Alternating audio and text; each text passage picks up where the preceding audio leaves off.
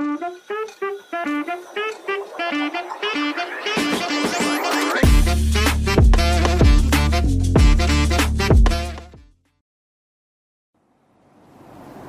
sahabat Pamong Desa, selamat datang di podcast Pamong Desa sebagai salah satu media informasi untuk aparatur pemerintahan desa di Indonesia yang membahas mengenai isu-isu strategis tentang tata kelola pemerintahan desa.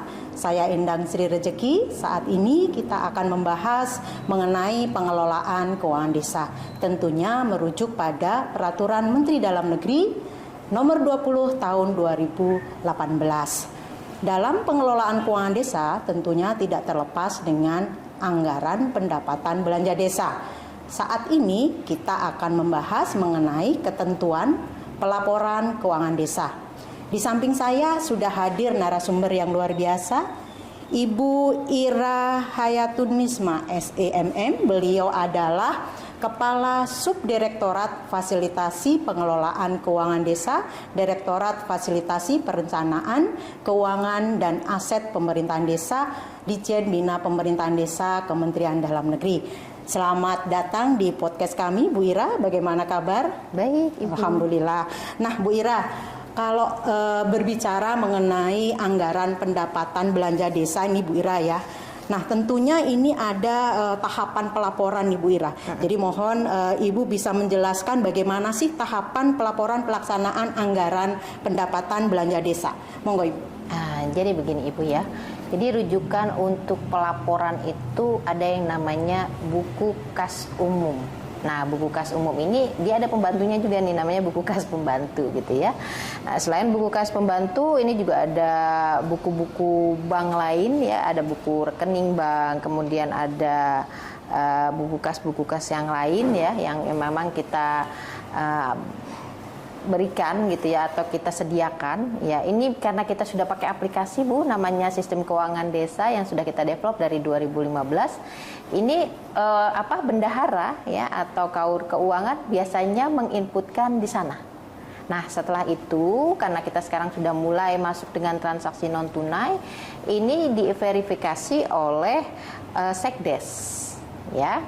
Nah, kalau dengan non tunai ini lebih otomatis lagi Bu. Setelah transaksi berhasil, baik itu terkirim kepada pihak ketiga maupun ke pembayaran pajak kalau memang ada pajaknya, ini sudah otomatis. Jadi kaur keuangan atau bendahara itu tidak perlu lagi menginput, jadi langsung otomatis. Tapi kalau misalnya dia masih semi non tunainya atau belum non tunai, memang masih harus menginput. Tapi itu juga lebih baik karena dia sudah pakai aplikasi, ya tidak lagi pakai buku besar itu ya Bu ya, digaris-garis gitu ya, enggak. Seperti itu. Ya. Berarti paperless ya Bu ya. Sekarang Ya, dengan era digital ini ya. Aparat pemerintah desa juga harus ikut sesuai dengan eranya gitu ya Bu Ira. Betul. Nah, tadi bicara mengenai dokumen nih Bu. Dokumen apa saja yang menjadi rujukan dalam pelaporan pelaksanaan APBD sini Bu? Untuk pelaporan itu ada namanya buku kas umum, ya, buku kas pembantu bank, pajak dan panjar, buku pembantu kas tunai, dan laporan perkembangan kegiatan dan anggaran, ya ada dokumen APBD-nya, dokumen pendukung lainnya. Nah, ini yang ketika dia sudah bertransaksi itu perlu dilakukan pencatatan pelaporannya atau ditata usahakan. Nah, ketika sudah non tunai ini udah otomatis. Bayangkan tadi saya sebutkan ada buku kas umum, ada buku kas pembantu bank, pajak, panjar, pembantu kas yang lain-lain gitu ya.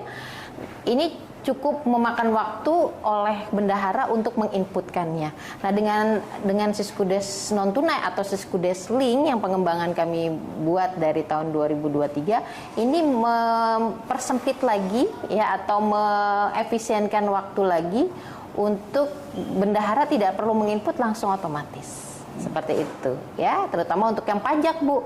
Biasanya kan pajak ini harus datang ke KPPN atau ke bank untuk membayar. Dan biasanya dari desa itu sangat jauh Bu, ke kabupaten atau ke kabupaten yang ada KPP Pratama atau bank yang memang menyediakan pembayaran pajak negara.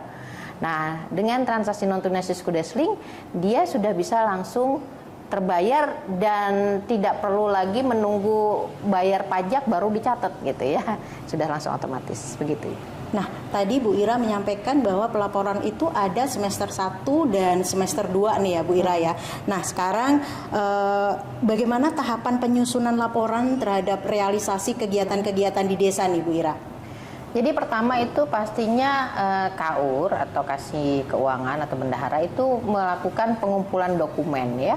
Pengumpulan dokumen laporan perkembangan kegiatan anggaran, kemudian BKU yang tadi ya, BKU, kemudian juga dokumen APBDes dan penjabarannya, dokumen-dokumen pendukung lainnya. Nah, setelah itu oleh Sekdes diidentifikasi semua dokumen dan hasil kegiatannya, lalu diinputkan di dalam format laporan realisasi kegiatan, mulai dari awal ya sampai dengan akhir kegiatan ya. Jadi kalau misalnya semester ya berarti akhir kegiatannya sekitar bulan Juni gitu ya. Kalau misalnya sampai dari yang kedua atau semester 2 berarti sampai akhir tahun, seperti itu. Wah, luar biasa ya. Jadi memang ketentuan pelaporan keuangan desa ini yang diatur melalui Peraturan Menteri Dalam Negeri Nomor 20 Tahun 2018 ini cukup rinci ya Bu Ira ya. Dan demikian Bapak Ibu, sahabat Pamong Desa, kita sudah mendengarkan beberapa informasi tentunya mengenai ketentuan pelaporan keuangan desa dari narasumber kita yang luar biasa pada saat hari ini. Nah, Bu Ira, kami dari tim podcast Pamong Desa mengucapkan banyak terima kasih. Ilmu yang Ibu bagikan tentunya merupakan satu hal yang luar biasa dan semoga bisa memperkuat kapasitas aparatur pemerintah desa di Indonesia. Terima kasih Bu Ira. Bapak Ibu, pengelolaan keuangan desa menjadi salah satu kunci keberhasilan dalam tata kelola pemerintahan desa. Dalam tata kelola pemerintahan desa menjadi sangat penting transparansi, akuntabilitas, dan tentunya partisipasi masyarakat. Kami tim podcast Pamong Desa mengucapkan selamat mengikuti isu-isu penting lainnya di podcast Pamong Desa. Salam.